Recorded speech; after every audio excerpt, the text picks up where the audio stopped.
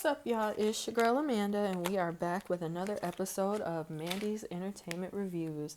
So, for this episode, we are reviewing Call Me Ted, which is a documentary about the life and career of Ted Turner, who is the founder of CNN and the TBS Superstation. This documentary is on HBO Max. It was released in 2024. And my thoughts on this documentary is that I've always idolized Ted Turner for creating one of the biggest superstations on a TV platform, of course. I guess you could say like Ted Turner is one of the original content creators. That's what I think. And I didn't really like know much of Ted Turner except the fact that he created one of the biggest channels, but we got to know his personality as well as his background, his family, and where he comes from. I wish this documentary just came out when I was in college. I was a comm major. I was a liberal arts comm major, and I think that this documentary would be great for like the comm majors to watch in school. Like they learn how a radio station or a TV station is created, how it's ran, maintained, and also how it could be sold in mergers and stuff. So it's 6 parts, but it'll teach you a lot. It'll let you know the highs and lows of like having a TV station and all that stuff. And Ted Turner also owned like sports teams and stuff. So if you want to go into like sports team ownership, that'll definitely cover it as well. So as you guys know, I do my reviews in KWL, know, want to know, and learn. Since this documentary was 6 parts, I did break it up into 6 parts. So each section I have at least 6 to 10. Oh no, not 6 to 10. But I have a lot of facts, so I'll definitely break it down per section. So what do I know is that Ted was based in Atlanta. He's from the South, but he was based in Atlanta for like the longest time. He was married to Jane Fonda. And also, y'all know who his stepson is? Y'all watch Barbershop? Isaac, the white guy? That's his stepson because that's Jane Fonda's son. Bet y'all didn't know that. He founded the TBS Superstation, CNN, and TBS. I don't know if TBS is still on TV, but I remember back in the day, TBS was the channel that House of Pains used to come on before it moved over to BET. With those channels, it boosted the TV economy in Atlanta. The what's it called? The TNT building and all that stuff is down there. TNT on NBA. Well, I know that's not a show anymore, but it did kind of contribute to the economy there. One of the first broadcasts on the Superstation was the Atlanta Braves game. And Ted Turner, he is still alive, but he has Lewy body dementia. And lastly, he has a street named after him in Atlanta, which I did see for myself. I did go to Atlanta in 2021, I believe. And I had a great time. And I saw like the Disney Channel, or not the Disney Channel, the Cartoon Network building, the TNT building, all that stuff. So the Turner building, that's what it's called. So I saw all that stuff. What do I want to know? More behind the scenes of early TBS days. What made him get into TV? TBS, CNN days in the 90s. How was technology incorporated? Because we all know like the story of TV and how it changed. Like TV started in like the late 40s, early 50s. You would see TVs were tiny. TVs were, vertical and brown with a tiny screen on it. But now what do we have in 2025 is we have plasma screen TVs. We have 75-inch TVs, 100-inch TVs. So how was technology incorporated in him growing his brand? How is life for him now with the Lewy body dementia? What is the future for the channels that he did find? More insight on his family. Did he have kids? Was he married? Before Jane Fonda and all that stuff. Early days of Cartoon Network. I wanted to know the early days of TBS. And lastly, was he involved in the creation of Adult Swim? Since it was like on the Cartoon Network, Turner Network, was he involved in that? So, what did I learn to get started? He was named Man of the Year in 1991, and getting that recognition was big back in the day. And then now they gave it to Trump, and I don't know, like, yeah, they gave it to people back in the day who deserved it, i.e., Ted Turner, Barack Obama. Kai Cenat, I would say he definitely deserved that too because of the influence he has on like the younger generation and streaming and stuff. So memorable people only. He had a sense of humor. There was so I think him when he narrated it, it was from his book. It wasn't from him today because I don't think he can talk today, but it came from his book he probably put out back in the 90s. But he was a funny guy. He was hilarious.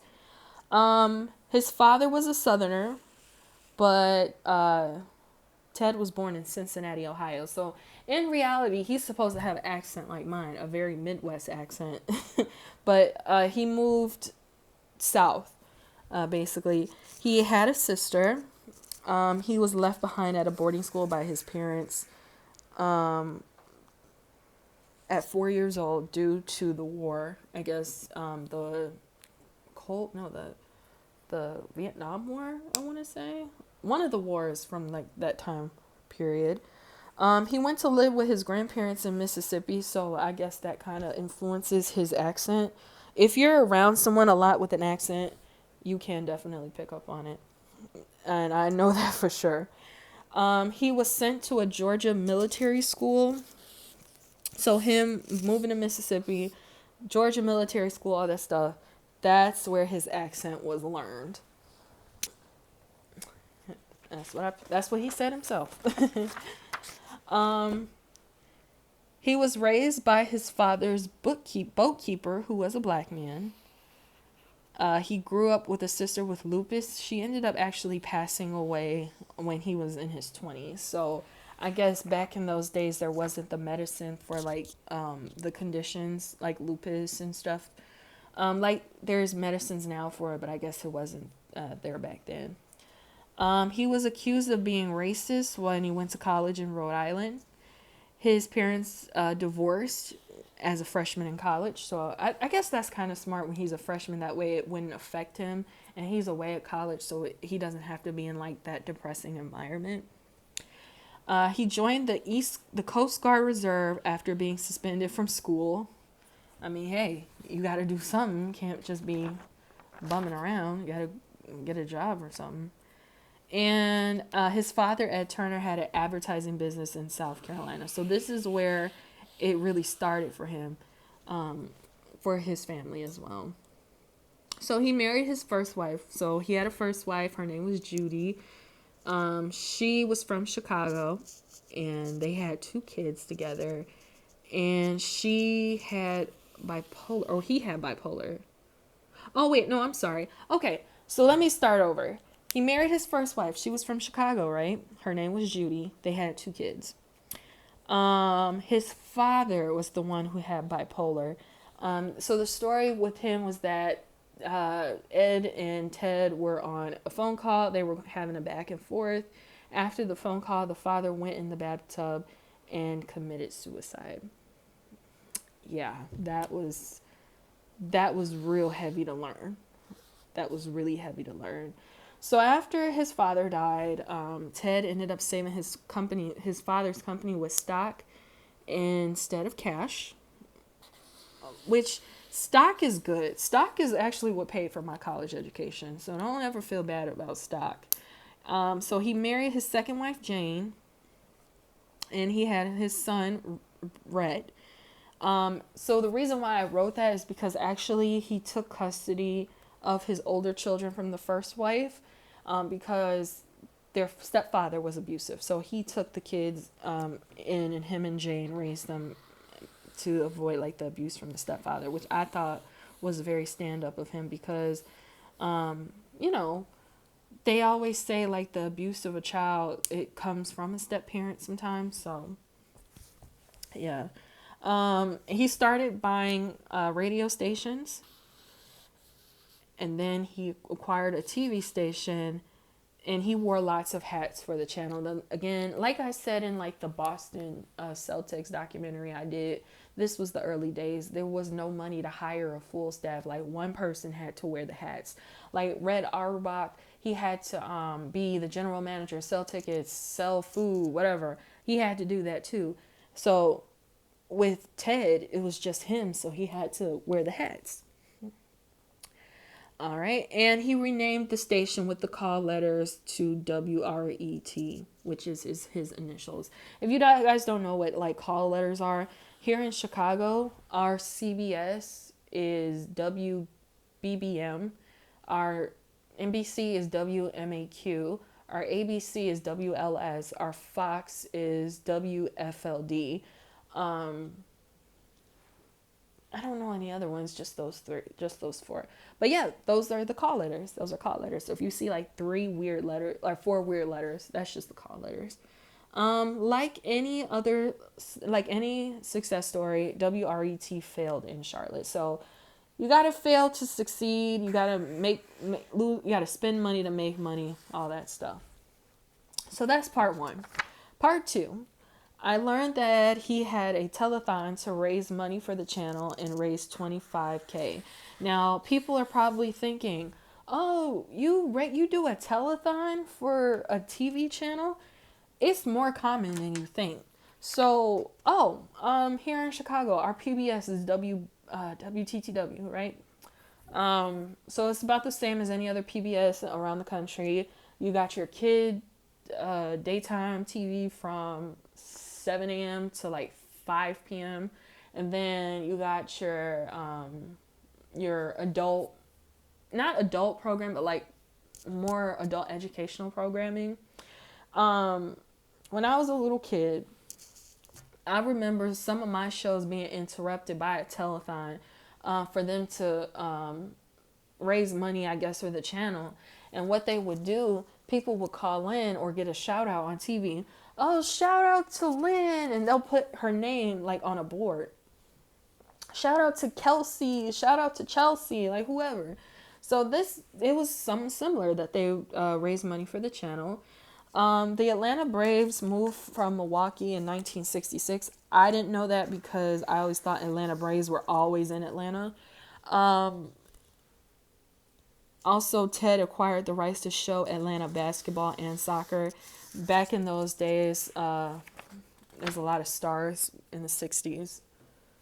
Not in the 60s. I think this was like the 70s or 80s. This was like during George Gervin and Wilt Chamberlain and all that. That's their time, but they never played for Atlanta. He was known to be frugal. Like, he gave his wife $100 weekly allowance. But then again, it was back in the days when $100 was a lot. Like today, $100 could get you maybe a couple groceries and a half a tank of gas. But it was a lot of money back then. But he was frugal, which is great because a lot of great rich people are frugal, and you don't hear about them having money problems. But you hear the other rich people going to blow their money on Givenchy and all that other foolishness. So that's good to know. He bought the Braves from Tim Donahue for $1 million down and said he would finance for 9 years.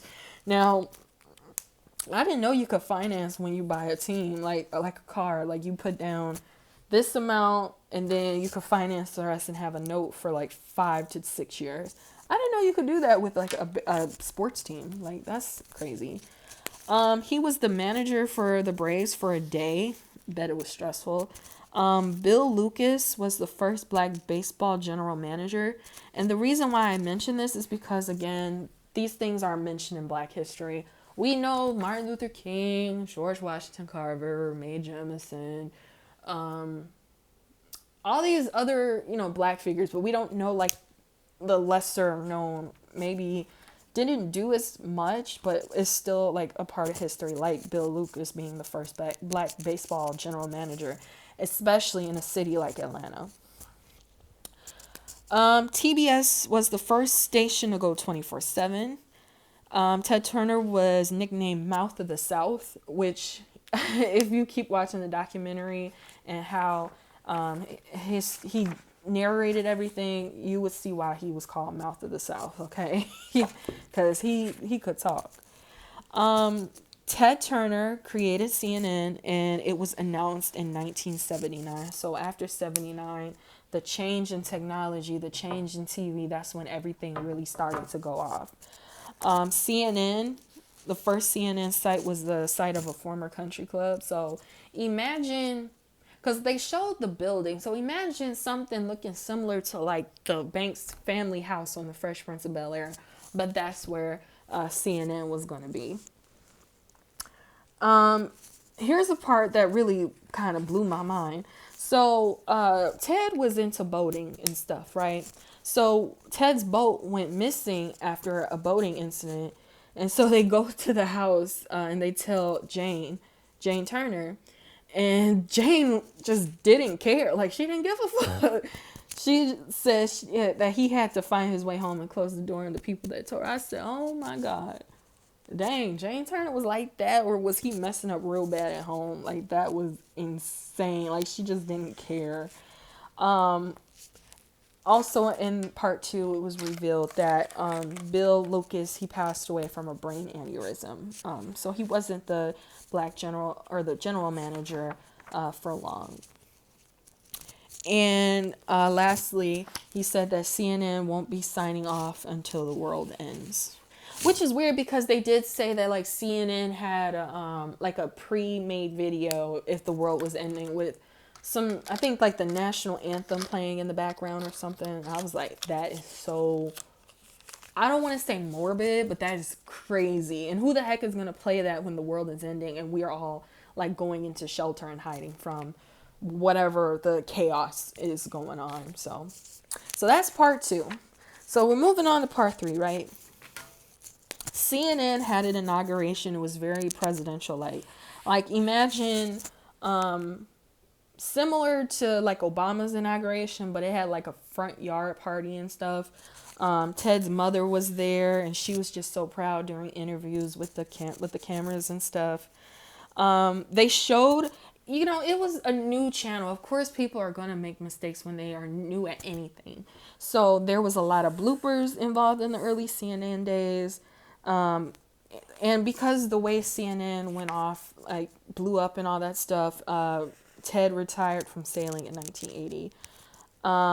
So of course, CNN, worldwide leader news, you gotta do politics. So they had to sue to get access to the White House. They had to sue to get access to the country's capital. Isn't that crazy? That was so weird. He did a promotional music video because it was the 80s and like music videos were really taking off and had like big budgets and stuff, i.e. Michael Jackson, Whitney Houston, Madonna, maybe Janet Jackson too, I can add. So of course, he took a trip to meet with Fidel Castro. He was diagnosed with bipolar depression in 1980, so I guess safe to say it was from genetics because his father had bipolar disorder, and that's what kind of drove him to end his life. He created a Better World Society organization, which is positive TV that shows how to like save the planet and stuff. I think that was created at the wrong time. I think that should have been shown more in like the late 90s and early 2000s. And then it would go after, and that should have collaborated with Earth Song by Michael Jackson. I think it should not have came out in the 80s. Should have came out in like the 90s. But he had to dissolve a Better World Society because it just wasn't a lot of money. Of course, because CNN was a fairly new station, of course, it's not going to have as much money as it does now in 2025. His son, Teddy, worked in Moscow for CNN. So, got to use dad's name to get in, right? And he created the Goodwill Games in response to boycotting the 1980s Olympics, which is a good example of if you don't like it, make your own. And that's what he did. He didn't like it, so he made his own. Let's see. Was that part 3? Oh, okay, yeah. So I got one more note for part 3. Ted Turner sold MGM but kept the library, owed $500 million and faced bankruptcy. Insane. But then, before I get into it, it kind of makes sense because back in the 90s, I remember being a little kid and watching Cartoon Network, and I would see like the old Looney Tunes and Tom and Jerry cartoons, and I didn't think to that Ted Turner like somewhat owned that library and he played it on his channel. I didn't put two and two together until I watched this documentary of how he had MGM and their library and stuff. So, part 4. Cable providers invested 37% of the Turner Broadcasting network, 30 operators, so he lost some control. TNT debuted in 1988, and it signed on with Gone with the Wind. So I haven't had cable in almost 10 years, right? But when I go to the gym, my gym plays TNT, so they play a lot of great movies. Just, I don't know, when I was like 13, and I was at my grandmother's house, and at 7 o'clock in the morning, one of the movies they played was actually Dead Presidents with Lorenz Tate, but they had to play the clean version, right? I don't know if they show, like, because over the years I know cable has kind of let loose because I hear them say the S word a lot, like certain cuss words after a certain time. So I don't know if like TNT like allows that now, but yeah, TNT debuted with Gone with the Wind and have been playing good movies ever since. Also they showed wrestling, but I think me growing up, I watched wrestling on USA, and I don't think he has anything to do with that network. Him and Jane Smith got divorced after 20 years, and he called up Jane Fonda and asked her out over the phone. So it seems kind of old school to me.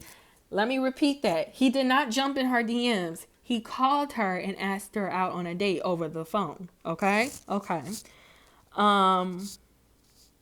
He told her that he was having a nervous breakdown because he broke up with his mistress. Now, she didn't need to know that. She didn't need to know that. Jane Fonda got to know Ted, and she was heartbroken about Ted's childhood. And they ended up splitting up twice. Because, I guess Ted couldn't get it together. Once he got back with Jane, she was open to a committed relationship. And if I was there, I would have told Jane, girl, that never works out. It never works out. Don't do it. Don't do it. So here's a fascinating thing I learned. Ted had a tiny penthouse in the CNN building. So Ted owned ranches and stuff, but he never like owned a house, like a normal like mansion sitting on like maybe 12 acres. No, he lived in the penthouse in the CNN building. And I've been to the CNN building, not inside, but I've seen it in person in Atlanta. I couldn't picture no penthouse being in that building. It looked like a bunch of offices. It's strange that there's like an apartment in there with a bathroom, a shower, a bedroom, and a kitchen. I just couldn't picture it.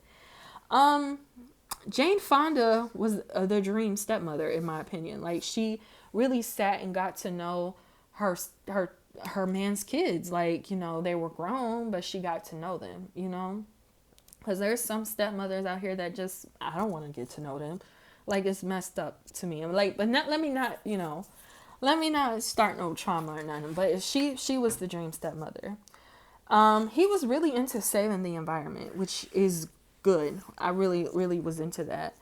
The Baghdad attack, they showed behind the scenes of what was going on, and at the CNN, and also they spoke to the news people who were there on site as it was going down. See, we don't see things like that nowadays unless it's on social media.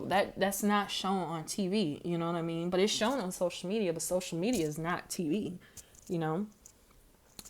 Captain Hero was created by Ted Turner, and it was a cartoon about saving the environment. That's why I say Ted Turner is an original content creator, because he created that he created that cartoon about something positive. Ted was with his ex while Jane was packing up her California life. Foul.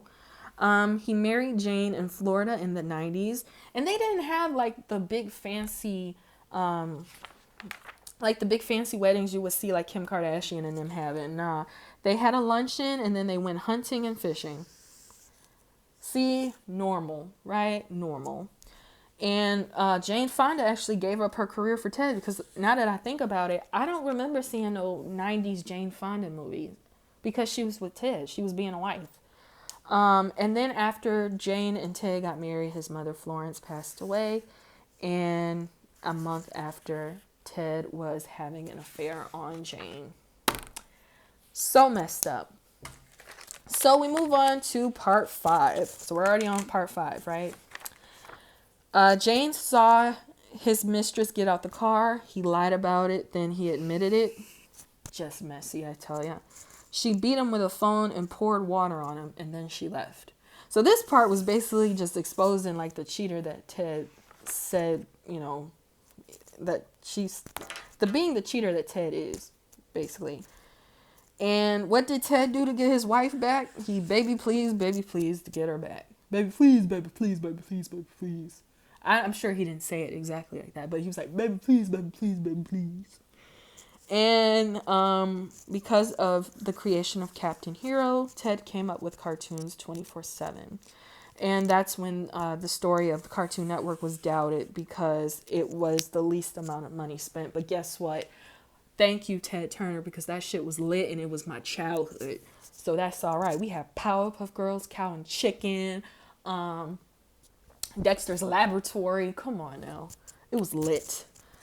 So after Cartoon Network, Turner Classic Movies was launched.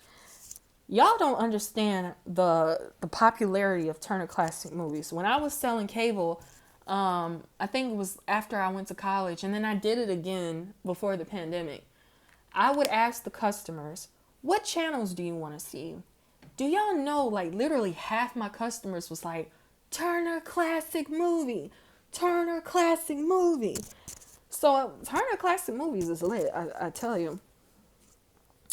And then it gets to the more twisted part of the series where he sold Turner Company to Time Warner. And also they showed like fun stuff like Jimmy Carter throwing out the pitch in the 1995 World Series. So World Series actually just passed. The Dodgers won. So the World Series is probably held in like October, November. I was probably already born then. I was probably like 8 months old. So I don't remember that, but you know, it's cool to see footage from it. He had a beef with Rupert Murdoch. So just imagine a beef like The Game and 50 Cent. No. 50 Cent and Big Meech. Maybe I could compare it to that. He thinks, well, you know, basically something about Rupert Murdoch not carrying Fox News or whatever. That's what it was about. Seems stupid. And Rupert Murdoch sued Ted Turner for $1 billion because of the whole thought he had to deal with Fox News. It was just, you look back at it now, it seems silly because in 2025, you know, cable's kind of dying. So I'm from that generation that don't even watch cable, and looking at probably the story, like, what the heck is this? And he said he wanted to duke with boxing gloves. Ted Turner didn't give a damn. He wanted to fight Rupert Murdoch. I thought that was hilarious. The deal eventually was worked out in 1997, and that same year he was honored as Man of the Year by the United Nations Association. Next, he became a philanthropist with his billions. I know that's right. And he also it was revealed that he had skin cancer on his lip. Jane Fonda, so this is the end of like the marriage with him and Jane Fonda. She said that we were always moving and they loved each other, but they didn't work out. So they divorced in 2000. All right. So this is my opinion. So when she said we're always moving, I think, Jane wanted a stable home. They own ranches in like New Mexico and stuff, but she just wanted like a stable home with her husband. But moving around a lot, that can take up like kind of some stress on your marriage. And I think that's what it was. And again, they loved each other. I think they still love each other because she did the documentary. Like if she didn't love that man, if she just despised that man, if they offered her to do the documentary, she would have been like, heck no, I'm not doing that man documentary. But she still loved him because she speaks She did the documentary. She speaks very highly of her stepchildren and all that stuff.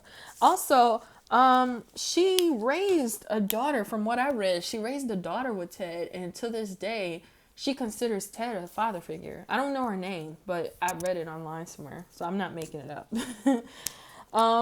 So that same year, he got betrayed by the merger. He was going to be paid for nothing, the AOL Time Warner merger, which when I watched the documentary, I was still so confused because I didn't understand the merger. But basically, he got paid for nothing and he lost control. He lost $3 billion in the stock market, and also he had lost a granddaughter to illness, so he had went through a lot of loss. So part 6, which is the last part, his worth went from about 11 billion to 2 billion, which is a lot of money, but if you're still in the billionaire range, you'll be fine, in my opinion. Let's see. He wanted to do business with Russia, got too dangerous, and he pulled out of that. Jimmy Brown, they told the story of how Jimmy Brown loaned Ted some money, and he actually was paid back in stock, and the stock accrued, and he had wealth. The Goodwill Games was going on for years, but it ended because of continuous loss of money. But one thing that really was interesting to watch was that when 9/11 hit on TV, Ted Turner was actually at CNN, and they showed like the background of like what was going on, his reaction, and how he was trying to get everybody to spring in action and all that stuff. So I've seen a lot of 9/11 documentaries and behind the scenes and stuff, but I've never seen that one from CNN. So after all of that, he actually started a restaurant chain called Ted's Montana Grill and Bison Burger. So I didn't know it was owned by Ted Turner, but I've seen it. It's in a suburb here in Chicago called Bolingbrook. I've seen the restaurant, never been there, but now I might want to check it out. Who knows? So he started that restaurant. Jimmy Brown ended up passing away in 2003 at the age of 79. I wrote in my notes that AOL is some po-ass scammers because they inflated their revenue from 19 to 190 million. So they just added that little circle in that like it was a nothing. Po-ass scammers. He was parodied in Robot Chicken, which you made it if you parodied in Robot Chicken, honestly. And then there was footage of him struggling with his memory, and obviously that is a part of the Lewy body dementia.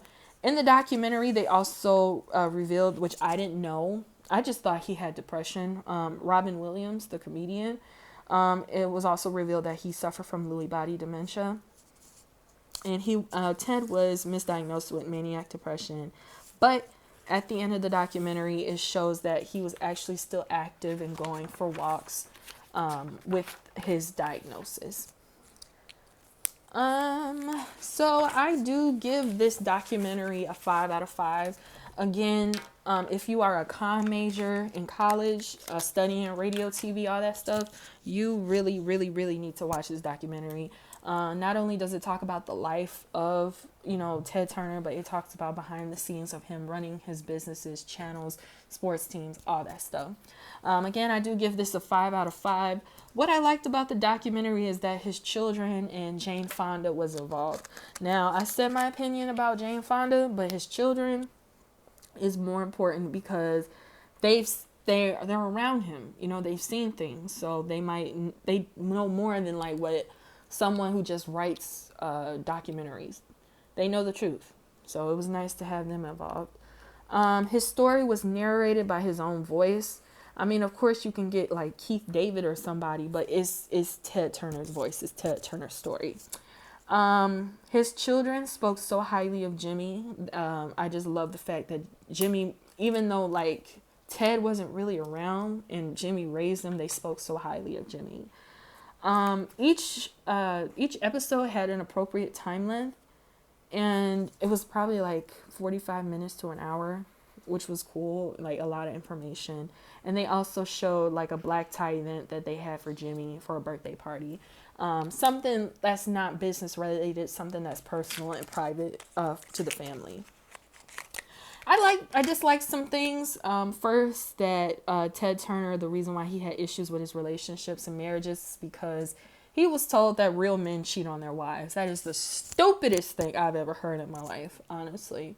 That should never be taught to no man or no woman, in my opinion. Part two kind of focused too much on boating. It was kind of boring when they talked about the boating situation. I had a hard time paying attention. Time hopping, which is one pet peeve of mine when I watch documentaries. Like, they'll start from like adulthood and they'll go back to their childhood and they'll jump back. Like, just chronological order for me, please. And that their kids called their father Ted. Like, I always thought that was weird, but to each its own, and different families, different strokes. So yes, that is another episode of Mandy's Entertainment Reviews. You can watch Call Me Ted on CNN, and thank y'all for listening, and I'll talk to y'all soon. Peace.